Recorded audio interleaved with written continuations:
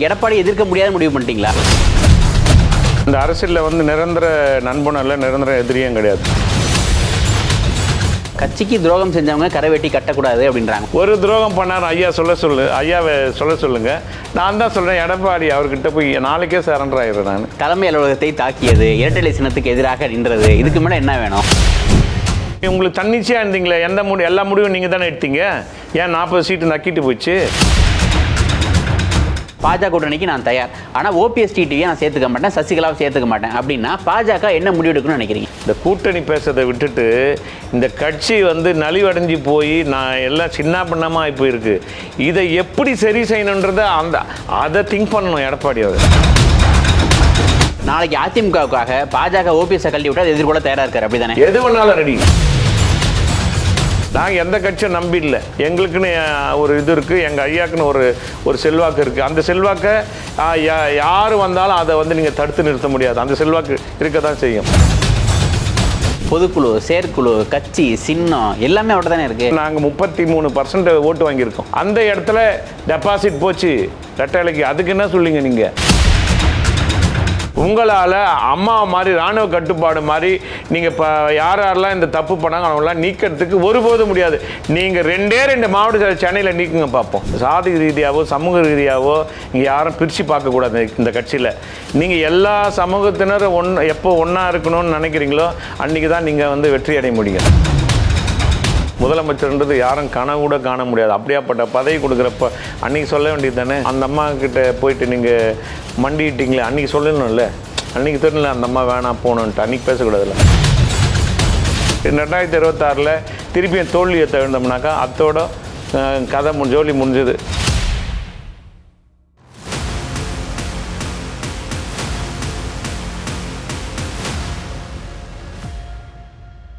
பொன்னிந்திய அரசியல் நேயர்களுக்கு வணக்கம். இன்றைய அரசியல் களம் நிகழ்ச்சியில் நம்மோடு இணைந்திருப்பது அதிமுக தொண்டர்கள் உரிமை மீட்பு குழுவின் வடசென்னை மத்திய மாவட்ட கழக செயலாளர் திரு கொளத்தூர் கிருஷ்ணமூர்த்தி அவர்கள். சார் வணக்கம். வணக்கம். பொன்னிந்திய நேயர்களுக்கு. ஏன்னா சார் ஒரு பெரிய இடைவெளி, ஓபிஎஸ் மேலே எதுவும் அதிருப்தியா அப்படின்னு ஒரு அப்படிலாம் இல்லை, கரெக்டாக தான் போயின்ட்டுருக்கு. எல்லோரும் வந்து அந்த சைட்லேயும் எடப்பாடி சைட்லேயும் ஒன்றும் பெருசாக இல்லை. எங்கள் சைட்லேயும் வந்து அந்தந்த நிகழ்ச்சிகளை கலந்துட்டு அப்படியே ஸ்மூத்தாக போயிட்டுருக்கு, அவ்வளோதான். ஏன்னா ஐயா சொல்லியிருக்காரு இல்லையா, எந்த தியாகத்துக்கும் தயார்னு சொன்னதுனால நாங்கள் யாரையும் இப்போ ஒன்றா இணையணுன்ற ஒரு கான்செப்ட் வந்தாச்சு. அப்போ நம்ம யாரையும் வந்து தவறுதலாக பேச வேணாம், கண்ணாடி கூட்டிலேருந்து கல் எறிய வேணான்ற எண்ணத்தோடு அமைதியாக இருக்கேன், அவ்வளோதான். தவிர அதை தாண்டி ஒரு சில 3 பேர் மட்டும் பேசிகிட்டு இருக்காங்க அந்த சைடு. ஆர்பி உதயகுமாரும் கேபி முனுசாமி, இந்த பக்கம் ஜெயக்குமாரும். அதை தாண்டி வேறு யாரும் பெருசாக பேசின மாதிரி இல்லை. பட் அதனால தான் நான் அமைதியாக இருந்தேன். உங்கள் அணியோட இணை ஒருங்கிணைப்பாளர் வைத்திலிங்கம்னு சொல்கிறாரு, எடப்பாடி உள்ளிட்ட யாரையும் இலக்க நாங்கள் விரும்பவில்லை, 2025 டிசம்பருக்குள்ளே வந்து அதிமுக ஒன்றிணையும், 2026 ஆட்சியை பிடிப்போம் அப்படின்றாரு. எடப்பாடி இல்லாத அதிமுகன்னு பேசினது போய் இன்னைக்கு எடப்பாடி உள்ளிட்ட யாரையும் இலக்க விரும்பவில்லை அப்படின்னு சொன்னால் அதோட அர்த்தம் என்ன? அதாவது எந்த தொண்டரும் இழக்கக்கூடாதுன்றது தலைவரோட எண்ணமும் அம்மாவோட எண்ணமும் அப்படி தான். ஸோ அதனால் வந்து காலப்போக்கில் அந்த அரசியலில் வந்து நிரந்தர நண்பனும் இல்லை, நிரந்தர எதிரியும் கிடையாது. ஸோ காலப்போக்கில் எல்லாமே ஒன்றா சேரணும். எல்லாரோட எண்ணம் என்னன்னாக்கா, தொண்டர்களும் சரி பொதுமக்களும் சரி எல்லாரோட ஒட்டுமொத்த எண்ணமும் இந்த அனைத்து இந்திய அண்ணா திராவிட முன்னேற்ற கழகம் எல்லாமே ஒன்றிணைந்து மீண்டும் இந்த தமிழகத்துக்கு நல்ல ஆட்சி தரணும், அந்த எண்ணத்தோடு தான் எல்லாரோட எண்ணமும் இருக்குது.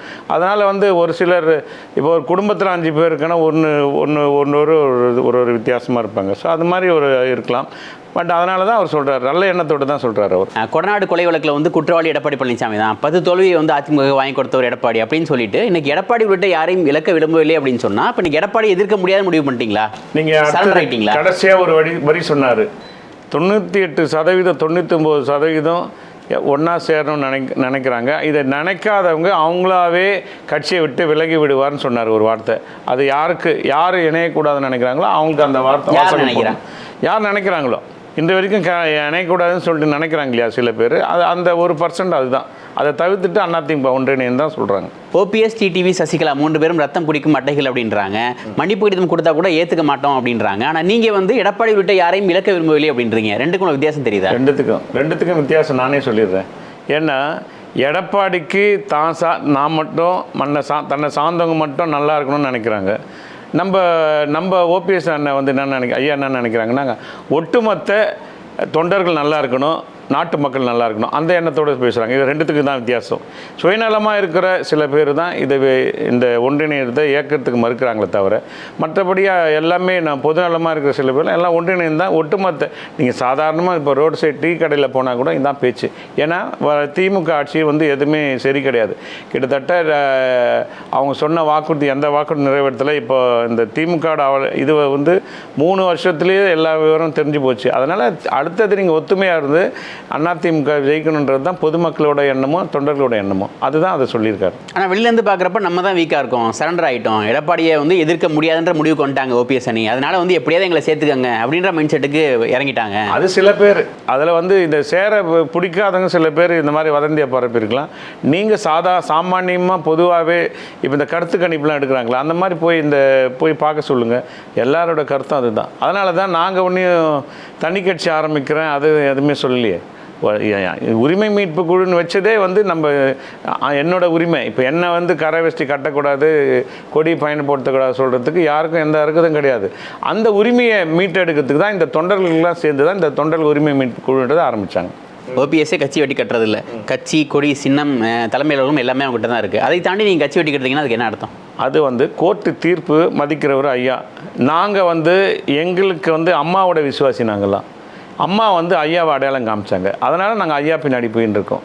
இன்னி வரைக்கும் ஐயா என்ன சொல்கிறாரோ அதான் எங்களுக்கு வேத வாக்கு.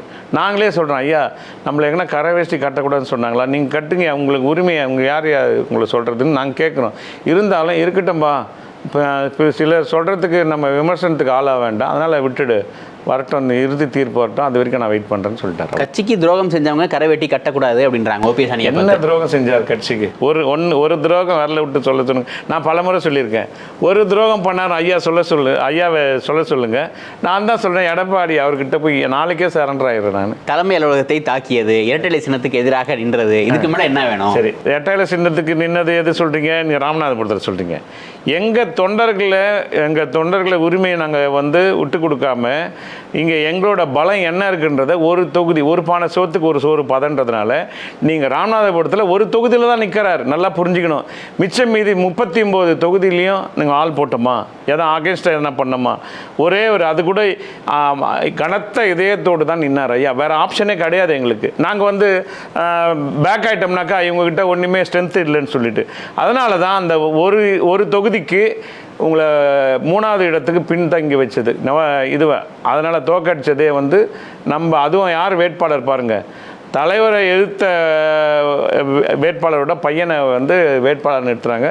அதில் எங்களுக்கு ஒன்றுமே கிடையாது. ஐயாவுக்கு 3,48,000 ஓட்டு, கிட்டத்தட்ட 3 லட்சம் நினைக்கிறீங்களா? அதை வெற்றி தான். ஏங்க 15 நாளில் அந்த சிம்பிள் எடுத்து போய் மக்களிடையில் திணிச்சு பலாப்பழன்ற ஒரு சின்னத்தில் 2வது மிஷின் எடுத்தால் அந்த 22 நம்பர் பட்டனை அமுக்கி வயசானவங்களாம் அவங்களுக்குலாம் தெரியுமா, அந்த ரெட்டையில் தான் தெரியும் எல்லாம் இருக்கிறவங்களாம். ஆனால் ஐயாவை விருப்பப்பட்டு இந்த தேடி 22 நம்பர் 3,48,000 பேர் தேடி போட்டாங்கன்னா அதுவே எங்களுக்கு சாதனை தான். எங்களுக்கு நாங்கள் 33% ஓட்டு வாங்கியிருக்கோம். அந்த இடத்துல டெபாசிட் போச்சு ரெட்டைலைக்கு. அதுக்கு என்ன சொல்லிங்க நீங்கள்? 7 இடத்துல டெபாசிட் போச்சு, 4 இடத்துல 4வது இடத்துக்கு போச்சு. இன்றைக்கி இந்த இந்த ரிசல்ட்டுக்காக தான் நாங்கள் ஒரு இதுவை சோதித்து பார்த்தோம்.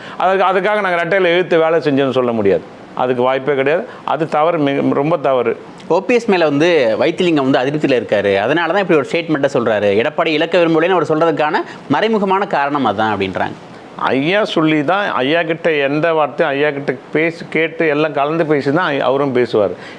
யதார்த்தமாக சொன்னார், அதில் எந்த டவுட் இல்லை. ஐயாவும் அதே தான் சொல்கிறார், எந்த தியாகத்துக்கும் தயார், எல்லாம் ஒன்றியணும்னு சொல்கிறார். யார் இந்த கட்சியை நான் சுமந்துட்டு போக முடியுமா?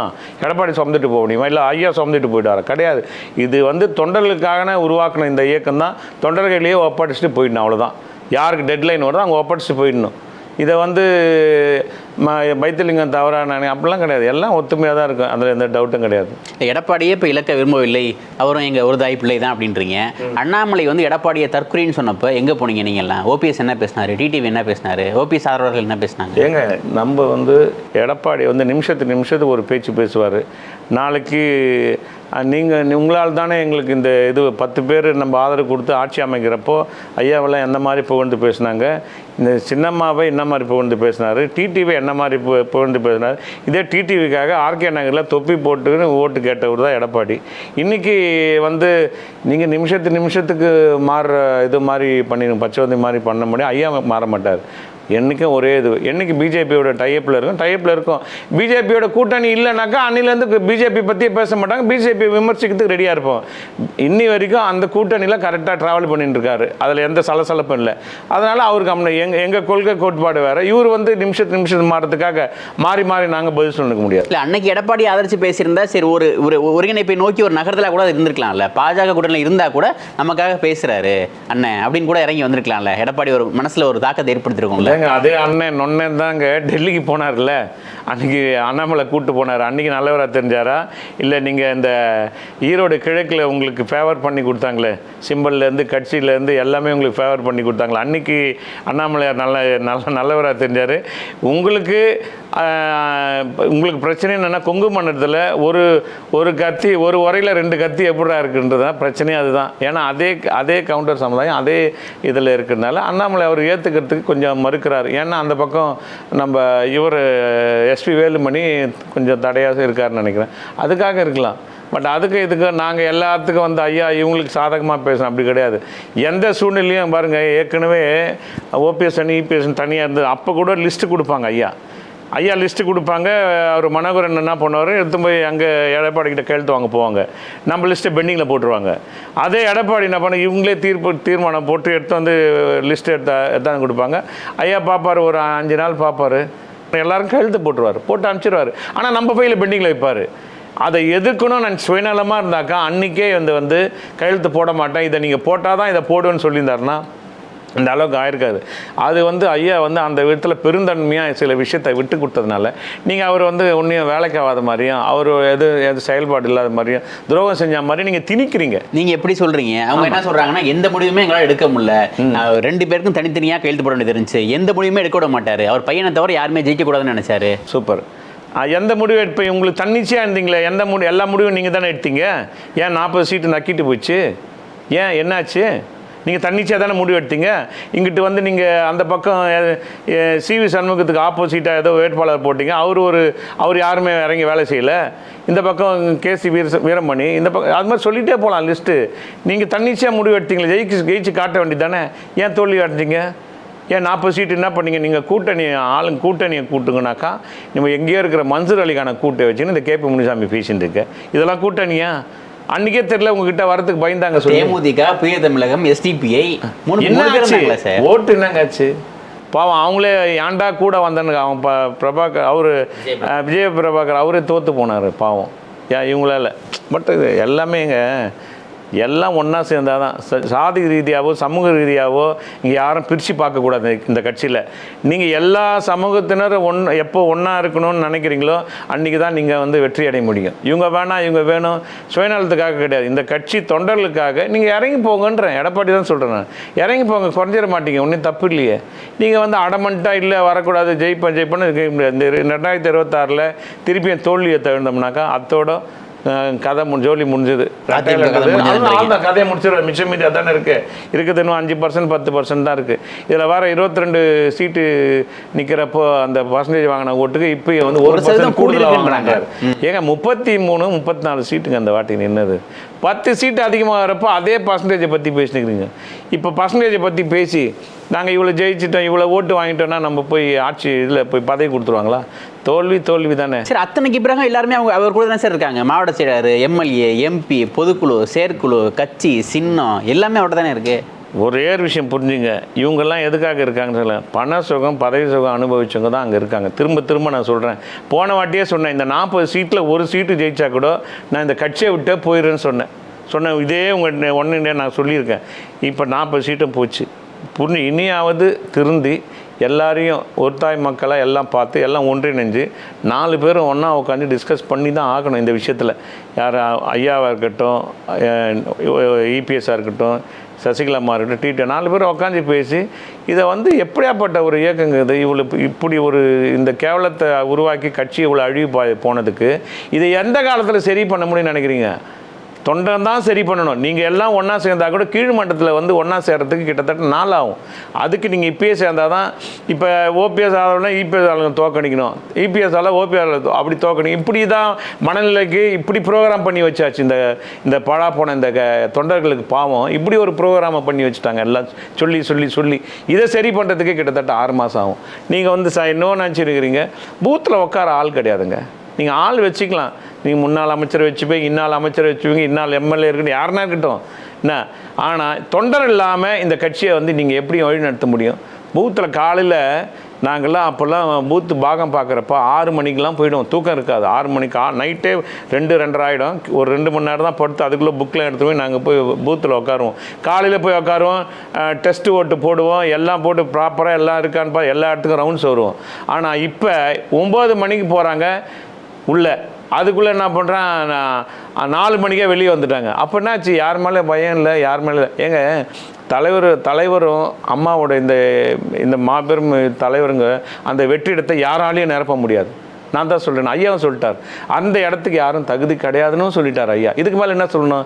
அதை விட்டுட்டு இன்றைக்கி நான் தான் பெரிய ஆள் அப்படிலாம் நினச்சிட்டு எடப்பாடியார் இன்னும் ஆணவத்தோடு இருந்தார்னா அது வந்து முடிவுக்கு வராது, இறங்கி வரணும். எடப்பாடி அணியில் அந்த குரல் எழுதுன்னு நினைக்கிறீங்களா? மக்களவைத் தேர்தல் தோல்விக்கு முன்னாடி 6 முன்னாள் அமைச்சர்களை சந்திச்சு ஒருங்கிணைப்பை பற்றி பேசினதா சொன்னாங்க. அதே போல் வந்து தோல்விக்காக ஒரு ஆலோசனை கூட்டம் போடப்பட்டது, அங்கேயுமே கூட ஒருங்கிணைப்பை பற்றி பேசினதா சொன்னாங்க. ஆனால் அதுக்கப்புறமா அது அப்படியே தானே சார் இருக்குது. ஒன்றே 6 பேர் வாயத்தனை வீட்டாண்ட போய் பேசினாங்க. அதில் கொஞ்சம் சலசலப்பு வந்து யாராக இருந்தாலும் லிஸ்ட் அவுட் தெரியும். சிவி சண்முகத்துலேருந்து, வேலுமணிலேருந்து, வேலுமணிலேருந்து, அதனால் எல்லாம் போய் செங்கோட்டிலேருந்து எல்லாம் போய் பேசினாங்க. நத்தம் விஸ்வநாதன் முதற்கொண்டு பேசினாங்க. ஆனால் அந்த பேச்சுக்கு அப்புறம் இல்லை கேபி முனுசாமியும் எல்லாம் சேர்ந்து இல்லை அந்த பேச்சே பேசக்கூடாது, நம்ம வந்து அது வந்து நாடாளுமன்றம் வேறு சட்டமன்றம் வேறு, சட்டமன்றத்தில் நாங்கள் எல்லாத்தையும் 234 ஜெயிச்சிருவோம் அப்படின்னு அவர் உலகமாக இவர் உத்தமர் சொல்லிட்டார். அதனால் என்ன பண்ணாங்க, பார்ட்டி ஆஃபீஸ் உள்ளே வர 2 விஷயம் தான் பேசணும். அவர் 3 பேர் பேசுவான், பதில் பேசக்கூடாது. இந்த மாதிரி சிஸ்டமேட்டிக்கு நீங்கள் பார்ட்டி ஆஃபீஸில் உள்ளே போனால் யாரும் வாங்கி தரங்களே. எல்லாம் மனசில் இருக்குது, மனக்குமுறல் எவ்வளோ இருக்குது. இன்றைக்கி சாமானிய தொண்டர்கள் இந்த பக்கம் எல்லாமே எப்போனா ஒன்றா சேருவோம், எல்லாம் ஒன்றா சேர்ந்தா தானே எல்லாமே அப்படியே இருக்குது, அவ்வளோதான். எதுவும் இவர் இந்த செயற்குழு கூட்டினார், பொதுக்குழு கூட்ட சொல்லுங்க பார்ப்போம். செயற்குழு கூட்டத்தில் திட்ட வச்சாங்களாமே, ஓபிஎஸ்ஸையும் சசிகலாவையும் திண்டுக்கல் சீனிவாசன் மற்றும் தமிழ்மகன் ஹுசேனை வச்சு திட்ட வச்சதா சொல்கிறாங்களே, உண்மையா? அதெல்லாம் ஒன்றுமே கிடையாதுங்க. எல்லாம் அங்கே உள்ள என்னென்ன இருந்துச்சு நம்ம பேசினாக்கா அது நல்லா இருக்காது. ஸோ அதனால் காலப்போக்கில் எல்லாமே சரியாயிடும் தான் நான் நினைக்கிறேன். சரி, சரியாகன்றீங்க. குறைஞ்சபட்சம் ஓபிஎஸ், டிடிவி, சசிகலா 3 பேரையும் ஒன்று சேர சொல்லுங்கள், அதுக்கப்புறம் அதிமுக ஒருங்கிணைப்பை பற்றி அப்புறம் பார்க்கலாம் அப்படின்றாங்க. ஏங்க நீங்கள் அதை ஒன்றா சேர்றதுக்கு நீங்கள் என்ன சொல்கிறீங்கன்னா ஜாதி ரீதியாக ஒரு மாதிரி பேச ஆரம்பிச்சிருங்க. எல்லாம் ஒரே சமூகத்தினர் மாதிரி பேசுகிறீங்க. உங்களுக்கு அது தெரியல. அதனால தான் என்ன பண்ணாங்க, யாரும் அதுக்கு உண்டான எல்லாம் ஒன்றா சேர்த்தோம் அதுக்கப்புறம் வரேன்றது தான் எல்லாரோட கருத்தும். நீங்கள் இந்த பக்கம் வந்து ஜாதி ரீதியாக பேசக்கூடாது. ஜாதி ரீதியாக பேசினாக்கா நம்ம ஒரு 20 சீட்டு கூட ஜெயிக்க முடியாது. அந்த முத்திரையெல்லாம் எப்போ குத்திட்டாங்க. ஆனால் நீங்கள் அதை ஏன் பொருட்படுத்துறீங்க? குறைஞ்சபட்சம் ஓபிஎஸ், டிடிவி, சசிகலா ஒரு இடத்துல எல்லாமே தான் இருக்கேன். எல்லாம் ஒன்றா சேர்த்தா கால சூழ்நிலை அதுக்காக அமையல. எல்லாம் ஒன்றா சேர்ந்தவொடனே எல்லாம் பேசி சந்திக்க நேரம் கேட்டிருக்கேன்னு ஓபிஎஸ் அவர்கள் சொல்லி ஒரு 6 மாதம் இருக்கும்னு நினைக்கிறேன். இது வரைக்கும் சசிகலா அவர்கள் நேரம் கொடுத்ததா தெரியல. டிடிவி அவர்களும் சசிகலா அவர்களும் சந்திச்சு ஒரு கிட்டத்தட்ட ஒரு பேசியிருக்கலாம். நான் என்ன கேட்ட சொல்கிறேன், ஐயா கூட பேசியிருக்கலாம், ஃபோனில் பேசியிருக்கலாம். இல்ல நேர்ல சந்திச்சு ஒரு 3 பேரும் சேர்ந்து ஒரு போட்டோ வெளில வந்திருக்கா இது வரைக்கும் நம்ம 2026 இன்னும் டைம் இருக்குது. அதுக்குள்ளே எல்லாமே சேருவாங்க, அதில் எந்த டவுட்டும் இல்லை. இந்த 3 பேர் சேர்ந்து அதுக்கப்புறம்ன்றது கட்சிக்கு அப்போ திருப்பியும் சொல்லுவீங்க, கட்சி எல்லாத்தையும் 3 பேர் சேர்ந்து எதிர்க்கிறாங்களான்னு கேட்பீங்க. இருங்க பார்ப்போம். எல்லாமே இவங்க ஒருங்கிணைட்டோம், அதுக்கப்புறம் எல்லாரும் சேர்ந்து எல்லாரும் ஒருங்கிணைந்து கிட்டத்தட்ட டிடிவி ஆல்மோஸ்ட் ஐயாவோட தான் எல்லாம் ஒன்றா தான் இருக்காங்க. இவங்கள வந்து தனி கட்சின்னு போயிட்டார்ல, யாரு தனி கட்சி? அதனால அவர் தான் சொன்னார், எடப்பாடி இருக்கிற வரைக்கும் நான் வரமாட்டேன்னு சொன்னார். அதுக்கப்புறம் அவர் சொன்னது இது வந்து அவரோட கருத்து. நான் சொன்ன டிடிவி அண்ணனோட கருத்து. அதுக்கப்புறம் சொன்னார் ஃபர்ஸ்ட் நீங்கள்லாம் ஒன்றா சேருங்க, அப்புறம் நான் வந்து சேர்றேன்னு சொல்லியிருக்காரு. இந்த இன்னொரு பேட்டிலையும் சொல்லியிருக்காரு. அதுவும் நீங்கள் கவனிச்சு சேர்ந்தா யார் தலைமை சொல்லுங்க, சேர்ந்தா அதிமுக யார் தலைமை சொல்லுங்க. தலைமை நான் என்ன சொல்கிறேன், தலைமையை வந்து தீர்மானிக்கிட்டோம். யார் 4 பேர் சேர்ந்து பேசி எந்த முடிவாக இருந்தாலும் ஒருத்தர் விட்டு கொடுத்து போவாங்க. அது நல்ல முடிவாக தான் எடுக்கணும்னு நினைக்கிறேன். நீங்கள் ஓபிஎஸ் தான் தலைமை வேணும் அப்படிம்பீங்க, சசிகலா ஆதரவாளர்கள் இல்லை என் சின்னம்மா தான் வேணும் அப்படிம்பாங்க, டிடிவி ஆதரவாளர்கள் இல்லை எங்கள் அண்ணன் தான்பாங்க, எடப்பாடி ஆதரவாளர்கள் இல்லை இவர் தான் பொதுச் செயலர், இவர் தான் முதலமைச்சர் வேட்பாளர் அப்படிம்பாங்க. நீங்கள் வாங்க, யாருக்கு மெஜாரிட்டி அன்னைக்கு குரல் யார் தொண்டர்கள்லாம் யார் குரல் அதிகமாக இருக்கோ, யாரோட வரணும்னு நினைக்கிறாங்களோ, தொண்டர் என்ன நினைக்கிறாங்களோ அன்னைக்கு தலைமை முடிவு பண்ணி தானே ஆகணும். எல்லாரோட கருத்து கேட்பாங்கல்ல. எல்லாரோட பொதுக்குழு அன்றைக்கி கூட்டின கூட்டம் வேறு, இப்போ திருப்பி கூட்ட போகிற கூட்டம் வேறையாக இருக்கும். பட் இதுக்கே அகைன்ஸ்ட் நிறைய இருக்கும். அதனால தான் நீங்கள் வந்து மாவட்ட செயலர் கூட்டத்தை தள்ளி தள்ளி தள்ளி போட்டு வந்தீங்க. நீங்கள் அன்றைக்கி சிஸ்டமேட்டிக்காக இது பேசக்கூடாது, இது பேசணும் அப்படின்னு சொல்லியிருந்தனால எல்லாரும் காமனாக வந்து உட்காந்தாங்க. அதை வெளியே வந்து பல பேர் குமுறலாக கூட என்கிட்ட சில பேர் பேசியிருக்காங்க. சரி, முதலமைச்சர் வேட்பாளர் வந்து கொடுக்கப்படாது, ஒரு அவைத்தலைவர் வேணால் கொடுப்போம், கட்சி பொறுப்புனா அவைத்தலைவர், ஆட்சியில் வந்து பங்கு கிடையாது, ஒரு அமைச்சர் வேணால் இருந்துக்கலாம், முதலமைச்சர் வேட்பாளர் கிடையாது அப்படின்னு ஒரு கண்டிஷன்ஸ் போகிறாங்கன்னு வச்சுக்கோங்க எடப்பாடி டீமில். அதை ஏற்றுப்பீங்களா? ஒருங்கிணைப்பாளர், இணை ஒருங்கிணைப்பாளர், அந்த ஸ்ட்ராட்டஜி தான். இந்த வந்து பொதுச்செயலாளர் பதவி வந்து யாருக்கும் தகுதி இல்லைன்றது அவங்களே சொன்னாங்க. சசிகலாக்கு நான் சொன்னதுன்னா இவங்க 2 பேர் பேசுகிறப்ப ஒத்த ஓட்டு முறையில் தேர்ந்தெடுக்கிறப்ப அவர் பொன்னைனா இருக்கட்டும், அன்னைக்கு இவர் பொள்ளாச்சி ஜெயராமன், இவங்க தான் அந்த தேர்தல் அலுவலகர். அன்னைக்கு பேசுகிறப்போ ஒத்த ஓட்டு முறையில் தேர்ந்தெடுக்கிறப்போ என்ன ஸ்ட்ராட்டஜி, அதுதான் இன்னி வரைக்கும். நீங்கள் சமீபத்தில் கூட கோர்ட்டில் பாருங்கள், நீங்கள் வந்து பொதுச்செயலாளர் தான், அதுக்கு ஜட்ஜு கண்டனம் தெரிவித்து இதை வந்து மாற்றி எழுதி எடுத்துருவாங்கன்னா அன்றைக்கி இணை ஒருங்கிணைப்பாளர் எழுதி எடுத்து கொடுத்தாரு. ஸோ இதெல்லாம் இருக்குது. முடிவு தெரியுங்க எல்லாமே. அதான் சொன்னேன், கத்திரிக்காய் பண்ணுறா கடத்தலுக்கு வந்து தான் ஆகணும். 2026 மற்ற தேர்தல் மாதிரி கிடையாது, புரியுதுங்களா? இந்த தமிழகத்தை தீர்மானிக்கிறது வாழ்வா சாவா பிரச்சனை. இது எல்லாமே இது வந்து ரொம்ப முக்கியமான வாழ்ந்ததாக இருக்கும். இது உலகம் முழுக்க, தமிழ்நாடு முழுக்க எல்லாம் பார்த்துன்னு தான் இருக்காங்க. யார் வரணும்னு மக்கள் விரும்புகிறாங்களோ அன்னைய ஸ்டேஜில் இந்த சிம்பலுக்காக தான் இந்த விஷயம் தள்ளி தள்ளி போயிட்டுது. அன்னைய சூழ்நிலை எல்லாமே நல்லபடியாக அமைன்னு நான் நினைக்கிறேன். எடப்பாடி ஆதரவாளர்கள் எதுக்கு பயப்படுறாங்க அப்படின்னா, சசிகலா ஓபிஎஸ் டிடிவி வந்து உள்ளே வந்தாங்கன்னா சும்மா இருக்க மாட்டாங்க, அவங்களாம் வந்து ருசி கண்ட பூனைகள், எனக்கு வந்து 50 மாவட்ட செயலர் வேணும், நான் போடுற ஆள் தான் எம்எல்ஏ வேணும், எனக்கு தானே சீட்டு வேணும் அப்படிம்பாங்க. திரும்ப கட்சியில் குழப்பம் வரும், திரும்ப 4 அணியாக பிரியும். கட்சி வந்து இப்போவே நல்லா இருக்குது, இதுவே போதும், அவங்க வந்து வெளில இருந்து அமைதியாக இருந்தாங்கன்னா அதுவே அதிமுக கட்சியில் மிகப்பெரிய நல்லது அப்படின்றாங்க. அதே எப்படி அன்னைக்கு உங்களுக்கு முதலமைச்சர்ன்றது ஒரு பெரிய பதவி. முதலமைச்சர்ன்றது யாரும் கனவு கூட காண முடியாது. அப்படியாப்பட்ட பதவி கொடுக்குறப்ப அன்றைக்கி சொல்ல வேண்டியது தானே. அன்றைக்கி அந்த அம்மா கிட்ட போயிட்டு நீங்கள் மண்டிட்டீங்களே, அன்றைக்கி சொல்லணும்ல. அன்றைக்கி தெரியல அந்த அம்மா வேணாம் போகணுன்ட்டு அன்றைக்கி பேசக்கூடாதுல்ல. உங்களுக்கு நல்லது செய்கிறப்போ மட்டும் ஒருத்தரோட தயவு வேணும். ஆனால் உங்களுக்கு அந்த வேலை முடிஞ்சதுக்கப்புறம் அவங்கள தூக்கி எறிகிறீங்கன்னா இதே மாதிரி தான். கறந்த பால் மடிப்புகாதுன்றார் உதயகுமார் சசிகலாவை பார்த்து. அவர் சொல்லுவார், அவர் பெரிய ஞானி இல்லை, அவர் எல்லா அரசியலே கரைச்சி குடிச்சவரில் அவர் நிலைமை என்ன போய் கொஞ்சம் பொறுத்திருந்து பாருங்கள். தென் மாவட்டங்களில் வெளியே வர முடியல, இப்போ சும்மா ஏதோ ஓடின்னு இருக்காரு அங்கே. பட் நம்ம அதுக்குள்ளே வரல. கட்சி ஒன்றா இருக்கணுங்க. இவர் மாற்றி மாற்றி அரசியலில் மாற்றி பேசுறதுலாம் இயல்பான ஒரு விஷயம். அது வந்து எடப்பாடி அவர்களுக்கு கை வந்த கலை. அதனால் அதுக்குள்ளே நம்ம வர விரும்பல. நீங்கள் ஒரு ஜென் நிலைக்கு வந்துட்டீங்களா? ஓபிஎஸ் நிலை எல்லாருமே ஒரு ஜென் நிலைக்கு வந்துட்டீங்களா? யாரை பற்றி எதுவும் பேசக்கூடாதுப்பா, அவங்க பேசினா பேசட்டும், நம்ம ஒன்றிணைக்கிற வேலையை பார்ப்போம் அப்படின்னு. அவங்க எதனா பேசினா பதிலுக்கு பேசாமல் இருப்போமா? அவங்க பேசுவாங்க, நாங்கள் வந்து கம்னா அப்படிலாம் இல்லை. அவங்களும் சைலண்ட்டாக இருக்காங்க, நாங்களும் சைலண்ட்டாக இருக்கோம். அங்கேயும் ஒன்றே இல்லை, இங்கேயே வந்து ஓரளவுக்கு ஓகே, அவ்வளோதான். அப்படிதான் போயிட்டு. உண்மையாவே ஏதோ ஒரு நகர்தல் இருக்கா சார்? சும்மா 2 பேர் மாறி மாறி பேசிக்கிறீங்களா, இல்லை ஏதாச்சும் உள்ளுக்குள்ள ஏதாவது பேச்சுவார்த்தை நடக்குது? கிளைமேக்ஸில் தான் எவ்வளோ விஷயம் இருக்குது. உங்களுக்கு சுவாரஸ்யமான தகவல்லாம் நிறைய வரும். இன்னும் போக போக இன்னும் 2 மாதம் பொறுங்களேன். நான் சொல்லிகிட்டே வரேன். உங்களுக்கு ஆரம்பத்தில் நீங்களும் தொடர்ந்து கேட்டுனே வரீங்க, நான் சொல்லிகிட்டே வரேன். இன்னும் அதோட நகர்வு இன்னும் 2 மாதம் பொறுத்து இருந்து பாருங்களேன் என்னென்ன நடக்க போகுதுன்னு சொல்லி. அண்ணாமலை லண்டன்ல இருந்து வர்ற இந்த கேப்புக்குள்ள அதிமுக பாஜக கூடனே மீண்டும் மலர செய்திடணும் அப்படின்னு பாஜக தலைவர்கள் விரும்புறதா தெரியுது. சமீபத்தில் கூட நயினா நாகேந்திரன் சொல்றாரு, அதிமுக பாஜக உடனே மீண்டும் மலர்ந்தால் சந்தோஷம் அப்படின்றாரு. அப்போ எடப்பாடி பழனிசாமி வந்து ஒரு கண்டிஷன் வைக்கிறான்னு வச்சுக்கோம், பாஜக உடனேக்கு நான் தயார், ஆனால் ஓபிஎஸ் டிடிவியை நான் சேர்த்துக்க மாட்டேன், சசிகலாவை சேர்த்துக்க மாட்டேன் அப்படின்னா பாஜக என்ன முடிவு எடுக்கணும்னு நினைக்கிறீங்க? நீங்கள் எந்த சூழ்நிலை வந்தாலும் யாரும் வந்து ஐயா வந்து முன்னெடுத்தணும் அப்படிலாம் கிடையாது. அவருக்குன்னு ஒரு தனித்தன்மை இருக்குது, அவருக்குன்னு ஒரு செல்வாக்கு இருக்குது, அவருக்குன்னு ஓட்டு வங்கின்றது ஒரு தனியாக இருக்குது, புரியுதுங்களா? அதை தான் திரும்ப திரும்ப சொல்கிறேன். நீங்கள் அப்படி பேசினாக்கா ஜாதி ரீதியாக கொண்டு போகிறீங்கன்னு சொல்லி வாய்ப்பே கிடையாது. அதுக்கு 100% ஐயா இல்லாமல் எந்த கூட்டணியும் பேச்சுவார்த்தை நடக்காதுன்றதை நான் பலமுறை சொல்லியிருக்கேன். அதே தான் நடக்கும். நீங்கள் அந்த மாதிரி இவங்களோட கனவுலாம் ஒருபோதும் பலிக்காது. அவங்க என்ன யோசிப்பாங்க, சரி எடப்பாடிகிட்ட வந்து என்னதான் இருந்தாலும் 20% ஓட்டு வாங்கியிருக்கு, ஓபிஎஸ்டி டிடிவிட்ட என்ன இருக்குது, நம்ம இவங்களை வச்சுக்கிறதுக்கு எடப்பாடியோட போய் சேர்ந்துடலாம், 2026 நம்ம ஒரு இடத்துக்கு வரணும்னா எடப்பாடியோட துணை தேவை அப்படின்னு தானே நினைப்பாங்க. ஆப்வியஸாக எடப்பாடி என்ன ஸ்ட்ராட்டஜின்னாக்கா, ரிட்டையர்டு ஐஏஎஸ்ங்களுக்கு கூட கலந்து ஆலோசிச்சு இந்த நாடாளுமன்ற தேர்தலில் இந்த தாழ்த்தப்பட்டவங்களோட தான் இந்த இஸ்லாமிய சமுதாயம் ஓட்டெல்லாம் வந்து பிஜேபி அகைன்ஸ்டாக இருக்கும். அதனால் நீங்கள் பிஜேபி விட்டு வெளியே வந்தீங்கன்னாக்கா அந்த ஓட்டெல்லாம் உங்களுக்கு வந்து கிட்டத்தட்ட நீங்கள் 20 சீட்டு ஜெயிக்கிறதுக்கு வாய்ப்பு இருக்குன்ற தவறான தகவலை உணர்ந்து யாரும் கூட்டணி அந்த இதெல்லாம் அந்த ஓட்டை இவங்களுக்கு போட்டுருவாங்கன்ற ஒரு பகல் கனவு கண்டதோட விளைவு தான் இன்னைக்கு 40 சீட்லையும் தோல்வி அடைஞ்சிட்டு இருக்கோம். சரி சார், சரிங்களா? அதான் உணர்ந்து இப்போ நீங்கள் அகைன் வந்து இப்போ ரீசெண்டாக கூட சொன்னார் திட்டவட்டமா பிஜேபியோட நாங்கள் ஒருபோது சேர மாட்டோம். அவர் அப்படிதான் சொல்றாரு 2026 வரைக்குமே. 2026லயும் கூட்டணி இல்லைன்னா அவர் அப்படிதான் சொல்றாருன்னா நிமிஷம் பேச்சு மாத்தவரன்றீங்களா? 2026லயும் அதிமுக பாஜக கூட்டணி கிடையாது, எப்பவுமே கிடையாதுன்னு சொல்றாரு. ஆனா அரசியல் எதுவுமே நடக்க வாய்ப்பு இருக்கு. நயினா நாகேந்திரன் ஆசை வெளிப்படுத்துறாரு, பாஜக பலருக்குமே அந்த ஆசை இருக்கதா தெரியுது. அப்படி ஒருவேளை ஒரு சுமூகமா ஒரு கூட்டணி அமைகிறப்ப ஓபிஎஸ் டிவி எனக்கு வேணாம், சசிகலா வேணாம், நம்ம மட்டும் கூட்டணி வச்சுக்கலாம் அப்படின்னு பாஜகவோட சேர்ந்து ஒரு இணக்கமாக வர விஷயத்துல டிடிவி கூட தனி கட்சி வச்சிருக்காரு. ஓபிஎஸ் நிலைமை என்ன அப்படின்னு கேட்குறாங்க. நீங்கள் ஒரு விஷயம் புரியணும், இந்த கட்சியை இந்த கூட்டணி பேசுறதை விட்டுட்டு இந்த கட்சி வந்து நலிவடைஞ்சு போய் நான் எல்லாம் சின்ன பண்ணாமல் போயிருக்கு. இதை எப்படி சரி செய்யணுன்றதை அதை திங்க் பண்ணணும் எடப்பாடி அவர். அதை திங்க் பண்ணணும், அதுக்கே நேரம் பத்தாது. இதை வேற கூட்டணியை பற்றி வேற இப்போ பேசுவாங்களா? என்ன கூட்டணி வச்சாலும் 2026 நீங்கள் கட்சியை ஒன்றா சேர்க்காம ஆளுக்கு ஓட்டை தனித்தனியாக பிரித்தாங்கன்னா இதே நிலைமை தான். 150-160 சீட்டுக்கிட்ட திமுக ஜெயிக்கும்.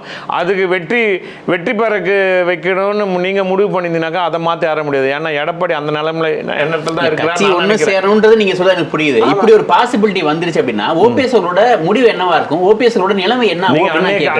அன்னைக்கு கேளுங்க அந்த கேள்வி. அன்னைக்கு 2 நாளுக்கு முன்னே என்ன சொல்லுவாங்க? நான் சொல்லல, ஐயாவே அதுக்கு பதில் சொல்லுவாங்க. பாஜக மேல அதீத நம்பிக்கை வச்சிருக்கீங்களோ, நம்ம விட்டுறாது எப்படி அப்படின்னு நினைக்கிறீங்க? எந்த கட்சியை நம்பி நாங்கள் கிடையாதுங்க.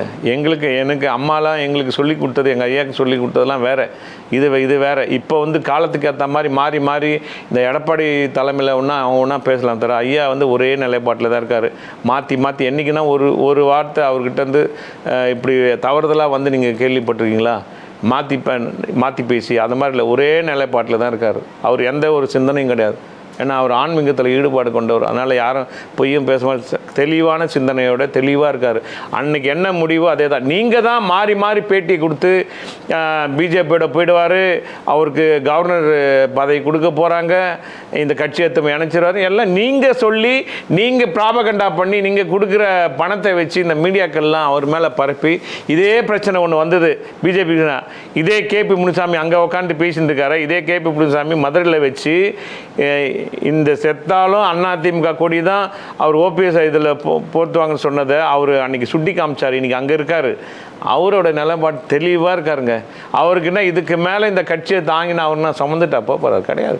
உங்களுக்கு தான் அந்த எண்ணம். ஏன்னா இந்த பணத்தை எப்படி பாதுகாக்கிறது, இந்த கட்சி இந்த பணத்தையே இந்த நம்ம போட்ட இந்த 4800 கோடி ஊழல் வழக்கெலாம் எப்படி நம்ம மறைக்கிறது, இதெல்லாம் இதுக்காக தான் இந்த கட்சியை வந்து ஒரு ஆயுதமாக வச்சுட்டு எல்லாரையும் குழப்பிட்டு தொண்டர்களை குழப்பிட்டு இந்த மனதில் நீங்கள் இருக்கீங்க. நீங்கள் தான் அதிமுக பேசுங்க. அப்ப எடப்பாடி இல்லாத அதிமுக பேசுங்க. திமுக அனுசரணையா இருக்காரு, வழக்குக்கு பயந்து வந்து திமுக கூட்டணி வச்சிருக்காரு, ரகசிய கூட்டணி வச்சிருக்காரு. எடப்பாடி இல்லாத அதிமுக பேசுங்க.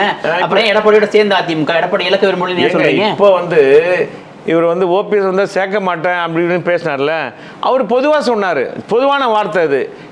அதாவது அதையும் கடைசியில் அந்த வார்த்தை சொன்னாருன்னு சொல்லிட்டேன். திருப்பி நீங்கள் அதே கேட்குறீங்க. இந்த அதிமுகவில் சேரணுன்ற விரும்புவது வந்து 98% சேரணும்னு சொல்கிறாங்க.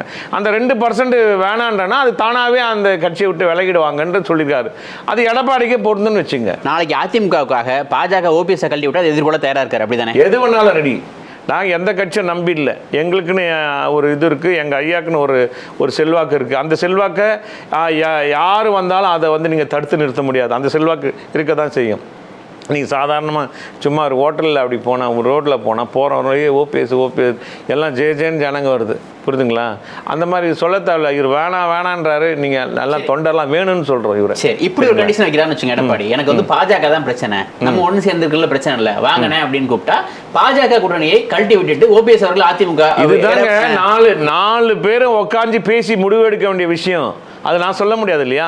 அன்னைக்கு நல்ல முடிவு எடுப்பார் ஐயா, தெளிவாக இருக்கார் அவர். ஆனால் அவர் எடப்பாடி அவர் வந்து தெளிவாக இருக்காரு, இவங்க யாருமே வேணாம், நான் திரும்ப கண்டிப்பாக ஒரு மெகா கூட்டணி அமைப்பேன். இன்னைக்கு வந்து விசிக வந்து மாநாட்டுக்கு அதிமுகவை அழைக்குது. இது வந்து 2026 கூட்டணிக்கான ஒரு அச்சாரம். காங்கிரஸ் விசிக அதிமுகவோட சேர்ந்து ஒரு மெகா கூட்டணி அமைக்கும். கூட்டணி ஆட்சிக்கு கூட எடப்பாடி வந்து தயாராயிட்டாரு, எப்படியாச்சும் வந்து திரும்ப ஆட்சியை பிடிக்க தயாராயிட்டாரு. ஆனால் இவங்க வேணாம்னு நினைக்கிறாரு அப்படின்றாங்க அவங்க. தவறுதலாக சொல்றீங்க ஒரு விஷயம்.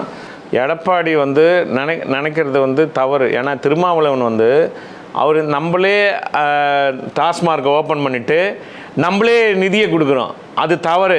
அதனால தான் அவர் வந்து இந்த மதுவை ஒழிக்கணுன்றதுக்கு அவர் போகிறாரு அந்த சப்ஜெக்ட் இதில் போய் அனைத்து கட்சியும் கூப்பிட்டுருக்காரு. அதை தவிர நீங்கள் இது கூட்டணி நினச்சி பேசக்கூடாது. இல்லை சார், ஒரு என்ன வேணாலும் நடக்கும்ல சார் அரசியல். நீங்கள் சொன்னது தான் நானும் சொல்கிறேன். அரசியல் என்ன வேணாலும் நடக்கும் இல்லையா? அது என்ன வேணாலும் நடக்கும். அந்த முடிவு இறுதி கிளைமேக்ஸ் வரும்ல, அன்றைக்கி என்ன வேணாலும் நடக்கும். நீங்கள் பொறுத்து அவங்க தயாராக இருக்காங்க அப்படின்றாங்க. இவங்க யாரும் வேணாம், ஓபிஎஸ் டிவி சசிகலா வேணாம், நான் ஒரு மெகா கூட்டணி அமைப்பேன், அதில் அர்த்தம். அப்போ இவ்வளோ பேர் சொல்லி திருந்தல நடத்தும் எடப்பாடி. புரிதுங்களா சொல்கிறது? எல்லாம் வந்து ஒன்றா சேர்ந்தால் தான், ஒன்றுபட்டால் தான் உண்டு வாழ்வு, இல்லைனா அனைவருக்கும் தாழ்வு. அது மாதிரி ஒன்று சேர்ந்தால் தான் ஜெயிக்க முடியும். நம்ம அதிமுக ஓட்டை தான் டிடி எடுக்கிறாரு, நம்ம அதிமுக ஓட்டை தான் சசிகலா அம்மாவுக்கு இருக்குது, நம்ம அதிமுக ஓட்டு தான் ஐயாவுக்கு இருக்குது. புரிதுங்களா? இது எல்லாமே புரியல. மற்ற திமுக ஓட்டை வாங்குகிறோம். நம்ம ஒரே இதில் ஒரே அகப்பையில் இருக்கிற ஓட்டுங்களை தான் எல்லாம் பிரிச்சுக்கிறோம். அதுதான் சொல்கிறேன். உங்களுக்கு புரியல. திரும்ப நீங்கள் அந்த கூட்டத்தை மாயை வச்சு காசு கொடுத்தா எவ்வளோ பேர் வேணாலும் வருவாங்க. அந்த கூட்டத்தை மாயத்தை வச்சு அண்ணன் எடப்பாடியார் அந்த கூட்டம்லாம் வரும். இங்கே ரெட்டையில் இது குத்திட்டு இங்கே வருங்க, இதை அப்படியே எடுத்துகிட்டு சூரியன் நிர்மலுக்கு அங்கே போகும் கூட்டம். அந்த கூட்டத்தில் அவன் தொண்டை என்ன நினைக்கிறான், யார் உச்சக்கட்ட பதவியில் வரணும்னா தொண்டை தான் நினைக்கணும். அந்த தொண்டை என்ன நினைக்கிறான்றத அந்த மனநிலை. நீங்கள் வந்து பொதுக்குழு உறுப்பினர் கூப்பிட்டு கேட்குறீங்களே, தொண்டர்கள் மாநாடு ஒரு ஆளுங்களை கூப்பிடுங்க. நீங்களே கூப்பிட்டு ஒரு 5000 பேர் 10,000 பேர் வச்சு அங்கே கருத்து கேளுங்க. அந்த கருத்தில் 100% அந்த இருக்கிற எத்தனை பேரும் அதிமுக ஒன்றா சேரணும்னு தான் சொல்லுவான். தவிர நீங்கள் எடப்பாடி நீங்கள் தன்னிச்சையாக சேர்ந்து இந்த ஆட்சியை பிடிங்கன்னு சொல்ல மாட்டான் யாரும். எடப்பாடிக்கு பின்னால் இருக்கவர்களுக்கு இந்த மனநிலை இருக்கணும்ல. அப்ப அவங்க என்ன பண்றாங்க? வெளியே சொல்ல முடியாது. பதவி எடுத்துட போறாங்க சொல்லிட்டு. புரியுதுங்களா? அது எடப்பாடி கண்டிப்பாக எடுக்க மாட்டார். ஏன்னா இந்த 40 சீட்டில் தோத்துக்கிறீங்களே, அதில் யார் தோல்வி கண்டு ஏன்னா நீக்குங்க பார்க்கலாம். இதே தான் உங்களுக்கு போன இதில் 2019 இதே நிலைமை தான். அப்பயும் தோற்ற ஒரே ஒரு சீட்டு ஐயாவோட சன் அவர் ரவீந்தர் ஜெயிச்சார். அப்போ கூட அதே தான் சொன்னார். இந்த தோல்வி காரணம் கண்டு நான் மாவட்ட செயலர் யாரெல்லாம் இவங்களாம் மாற்றி போடணும் அப்படின்னு சொன்னதுக்கு தான் உங்களுக்கு விரோதமாகி போச்சு. இப்போ நீங்கள் தன்னிச்சு அந்த செயல்பட முடியுமா? இனி செயல்படவே முடியாது. யாருன்னா உங்களை விட்டு போகிறேன்னு சொன்னால் ஒரு பதவி கொடுத்துருங்க. புதுசாக கூட ஒரு பதவியை உண்டு பண்ணி அவங்கள போக விட்டாத அளவுக்கு பதவி கொடுத்து வச்சுப்பீங்களே தவிர உங்களால் அம்மா மாதிரி இராணுவ கட்டுப்பாடு மாதிரி நீங்கள் இப்போ யாரெல்லாம் இந்த தப்பு பண்ணாங்க அவங்களாம் நீக்கிறதுக்கு ஒருபோதும் முடியாது. நீங்கள் 2 மாவட்ட செயலர் சென்னையில் நீக்குங்க பார்ப்போம். நான் ஒத்துக்கிறேன். எடப்பாடி பெரும் ஆளுமன்னு சொல்லிக்கிறேன். 117 மாவட்ட செயலராக அதிகரிக்க போறாங்க எண்ணிக்கை அப்படின்னா சொன்னாங்களே சார். ஒரு மாவட்ட செயலருக்கு 2 தொகுதி தான். தொகுதியை குறைக்க போறோம், தொகுதியை குறைக்க போறோம். யாரும் கேட்க மாட்டீங்களா? ஆளு கோச்சிக்கிறேன் எனக்கு மாவட்ட செயலர் வேணும்னு கோச்சிக்கிறேன். எல்லாரும் சரி கட்டி ஆகணுமே, அதுக்காக இன்க்ரீஸ். அது ஒண்ணு அவங்களுக்கு வச்சுப்பாங்கல்ல, கையில இருந்து தொகுதி குறையிறப்ப அவங்களுக்கு வச்சுப்பாங்கல்ல. வேலுமணி எல்லாம் பொறுத்து இருந்து பாருங்களேன் என்னென்ன நடக்குதுன்னு. உள்ள என்ன நடக்குது வெளியே தெரியல இல்லையா? இப்போ தெரிய வரும் பாருங்க. அதிகபட்சமா 2 மாசம் இல்ல நம்ம ஆசைப்படுறது வந்து நிராசையாவே போயிட்டு நினைக்கிறீங்களா, இல்ல உண்மையாவே ஒன்றிணைய வாய்ப்பு? இப்போ வந்து இவர் ஆசைப்பட்டு இவர் தானே முதலமைச்சர் வேட்பாளர். ரெட்டால இவர் கையில் தானே இருந்தது. ஏன் 65 சீட்டு 135 சீட்டு இருந்தது, ஏன் 65 ஆக்கி வச்சிருக்கீங்க? மேயர் ஒன்றுமே கிடையாது, கவுன்சிலர் ஒன்றுமே கிடையாது, ஏன் கட்சி இப்படி ஆக்கி வச்சு? இப்போ நான் புதுசாக இவர் முதலமைச்சர் வேட்பாளர் இப்போ தான் அறிவிக்க போகிறாங்க 2026. அதுக்கு முன்னே அறிவிச்சா இல்லைங்க, தோல்வி தானே ஆயிடுச்சு. மக்கள் ஏற்றுக்கல இல்லைங்க. அடுத்ததுக்கு வேறு யாருக்கும் சான்ஸ் கொடுங்க. எவ்வளோ சீனியர் இருக்காங்க அவங்களுக்கு கொடுங்க, தொண்டருக்கு கொடுங்க. கடைசியாக எல்லா தியாகத்துக்கும் எந்த தியாகத்துக்கும் தயார்னு ஓபிஎஸ் சொல்லிட்டாரு. ஒத்த குச்சியாக இருந்தால் வந்து முடிக்கிறது வந்து சுலபம், கத்த குச்சியாக இருந்தால் முடிக்கிறது கடினம், ஒன்று சேரும்னு சொல்லிட்டாரு. நீங்களும் வந்து எடப்பாடியை இலக்க விரும்பலன்னு கூட சொல்லிட்டீங்க. ஆனால் இதுக்கு மேலேயும் அவங்க அமைதியாக இருக்காங்க அப்படின்னா என்ன பண்ண போகிறோம்? உண்மையே வாய்ப்பு இருக்கா இல்லையா? ஒன்றிணைய டெட்லைன் கொடுத்துருக்காங்கல்ல. என்ன 2025 டிசம்பர் பண்ணுங்க. டெட்லைன் இருக்கு 2 மாதம். அதுக்குள்ள என்னென்ன நடக்கும்? நம்புறீங்களா? உண்மையாக நம்புறீங்களா வாய்ப்பு இருக்குன்னு? நீங்கள் எப்படி நம்புறீங்களோ அதே மாதிரி நானும் நம்புகிறேன். நன்றி சார், உங்களோட நேரத்தை பயன்படுத்துறதுக்கு மிக்க நன்றி. நன்றி.